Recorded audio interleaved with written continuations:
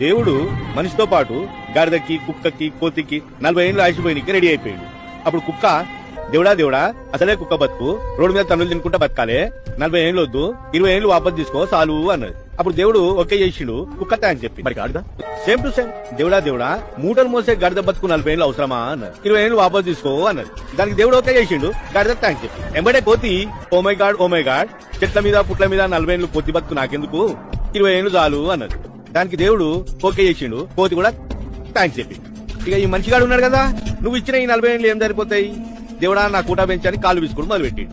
ఈ కాలు విసుకోడు తట్టుకోలేక దేవుడు ఏం చేసిండు, గాడిద 20 ఏళ్ళు, కుక్క 20 ఏళ్ళు, కోతి 20 ఏళ్ళు, మొత్తం 60 ఏళ్ళు, 100 ఏళ్ళు పోసి మనిషిని భూమి మీద దించిండు. అప్పుడు మనిషి థ్యాంక్స్ చెప్పిండు. 40 ఏళ్ళు మనిషి లెక్కనే బతికిండు. ఆ తర్వాత 40 నుంచి 60 కుటుంబ బరువు, పెళ్ళాన్ని పోషించాలి, పిల్లలను పోషించాలి, పిల్లలను స్కూల్లో దించాలి, తీసుకురావాలి, బరువులు బాధ్యతలు అంతా గాడిద బతుకు. ఇంకేం మిగిలింది, కుక్క బతుకు. గాడిద లెక్క కష్టపడి సంపాదించిన ఆస్తులకి కుక్క లెక్క కాపలాగాయాల్సి వచ్చింది. కొడుకులు, కోడన్లు, మన్మరాన్లు దావత్తులకు పోతే ఇంటికి కుక్క లెక్క కాపలాగాయాలి. వాళ్ళు పెడితే బుక్కడి తినాలి, లేకపోతే పస్తులు వండాలి. కుక్క బతికి ఇట్లా అయిపోయిందా, ఇంకా మిగిలింది కోతి.